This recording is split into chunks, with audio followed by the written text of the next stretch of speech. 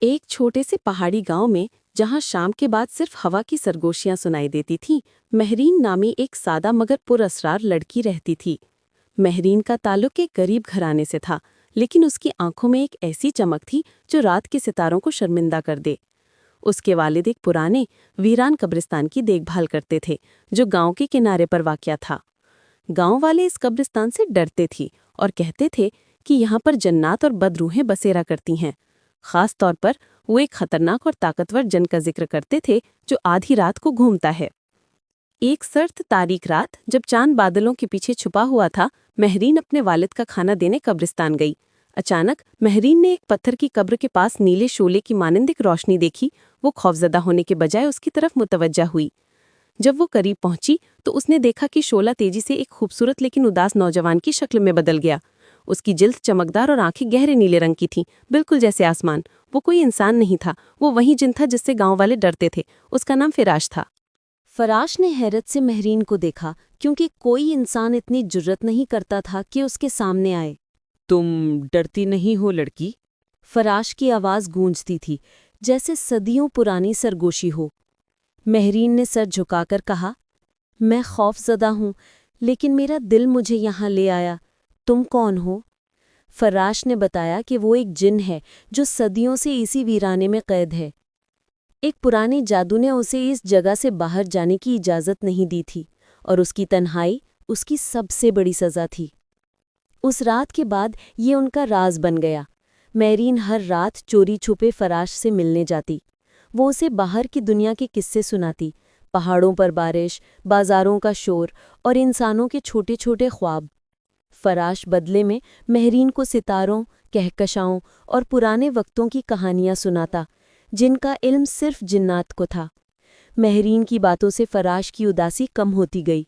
فراش میں انسانوں کے لیے محبت اور تجسس پیدا ہونے لگا، جبکہ مہرین کو فراش کی پراسرار دنیا میں سکون ملنے لگا۔ یہ ایک ایسا تعلق تھا جو انسانوں اور جنات کی دنیا کی تمام حدود کو پار کر رہا تھا۔ جیسے جیسے دن گزرتے گئے، ان کے درمیان ایک ناقابل بیان محبت کا رشتہ قائم ہو گیا۔ فراش، جو ہمیشہ صرف نیلا شعلہ رہا تھا، اب مہرین کے لیے خود کو ایک نرم دل انسان کی شکل میں پیش کرتا۔ مہرین کو اس کی نیلگوں آنکھوں اور اس کی خاموش طاقت سے پیار ہو گیا تھا، لیکن ہر محبت کی طرح اس میں بھی آزمائش آنی تھی۔ ایک دن فراش نے مہرین سے کہا، مہرین، تمہیں معلوم ہے کہ ہمارا یہ ساتھ ناممکن ہے۔ اگر گاؤں والوں کو پتہ چلا تو وہ تمہیں نقصان پہنچائیں گے اور مجھے یہاں ہمیشہ کے لیے جکڑ دیں گے۔ مہرین نے فراش کا ہاتھ تھاما جو برف کی طرح ٹھنڈا تھا اور بولی، محبت سرحدیں نہیں دیکھتی فراش، میں تمہیں اس قید سے نکالنا چاہتی ہوں تاکہ ہم ساتھ رہ سکیں۔ فراش نے بتایا کہ اسے صرف ایک قدیم طلسم آزاد کر سکتا ہے جو کسی انسان کی بے لوث قربانی مانگتا ہے۔ وہ طلسم قبرستان کے بیچ میں ایک پرانے پیپل کے درخت کی جڑوں میں چھپا ہوا تھا۔ مہرین نے تہیہ کر لیا کہ وہ طلسم کو ڈھونڈے گی۔ راتوں کی محنت کے بعد اس نے وہ طلسم ایک قدیم صندوق کی شکل میں تلاش کر لیا۔ صندوق پر ایک انتباہی عبارت لکھی تھی، اس طلسم کو توڑنے والا دنیا کی سب سے قیمتی چیز کھو دے گا مگر ایک بڑی طاقت کو آزاد کر دے گا۔ مہرین نے اس انتباہ کو نظر انداز کر دیا اور اگلے دن فراش سے ملنے گئی۔ اسی دوران گاؤں کے سردار کو مہرین اور قبرستان کے راز کے بارے میں شک ہو گیا۔ سردار کو معلوم تھا کہ اس جن میں کتنی طاقت ہے اور وہ نہیں چاہتا تھا کہ وہ آزاد ہو۔ وہ چوری چھپے پیپل کے درخت کے پاس آیا اور مہرین کی چھوڑی ہوئی صندوق کو دیکھا۔ سردار نے لالچ میں آ کر سوچا کہ اگر وہ اس جن کو اپنے قابو میں کر لے تو گاؤں کا سب سے طاقتور شخص بن جائے گا۔ اس نے آدھی رات کو طلسم کو خود ہی توڑنے کا فیصلہ کیا۔ جب مہرین رات کو فراش سے ملنے پہنچی تو اس نے دیکھا کہ فراش شدید تکلیف میں ہے۔ آسمان پر بجلیاں کڑک رہی تھیں اور قبرستان کی زمین ہل رہی تھی۔ مہرین، یہ کیا کر دیا تم نے؟ فراش نے چیخ کر کہا، یہ طلسم ٹوٹ چکا ہے لیکن تم نے نہیں توڑا، کسی اور نے اسے اپنے لالچ کے لیے توڑ دیا ہے۔ طلسم ٹوٹنے سے فراز کی قید تو ختم ہو گئی، لیکن اس کی بے پناہ طاقت بے قابو ہو کر نکلنا شروع ہو گئی۔ اب وہ ایک بے قابو جن بن چکا تھا جو انتقام کی آگ میں جل رہا تھا۔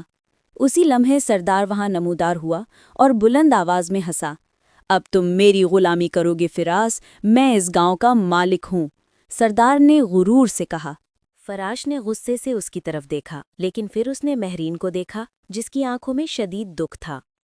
اس محبت کی خاطر فراش نے خود کو آخری قربانی دینے کا فیصلہ کیا۔ اس نے اپنی تمام تر نیلگون طاقت کو ایک نقطے پر جمع کیا اور اسے سردار کی طرف پھینکنے کے بجائے واپس اپنے وجود میں کھینچ لیا۔ ایسا کرنے سے وہ نہ صرف سردار کو تباہ کر سکتا تھا بلکہ مہرین کو بھی نقصان پہنچا سکتا تھا۔ اس کی آواز میں محبت کی آخری جھلک تھی۔ مہرین، تم میری دنیا ہو، لیکن یہ دنیا تمہارے لیے محفوظ نہیں ہے۔ ایک زوردار روشنی کا دھماکہ ہوا جس سے سردار گر کر بے ہوش ہو گیا۔ جب روشنی تھمی تو فراش غائب ہو چکا تھا۔ مہرین اکیلی رہ گئی تھی۔ اس کے ہاتھ میں صرف فراش کے نیلی روشنی کے آخری لمس کا احساس تھا۔ فراش آزاد ہو چکا تھا، لیکن وہ آزادی تنہائی کی تھی۔ مہرین جانتی تھی کہ اس کی محبت نے ایک جن کو بچایا مگر اسے ہمیشہ کے لیے کھو دیا۔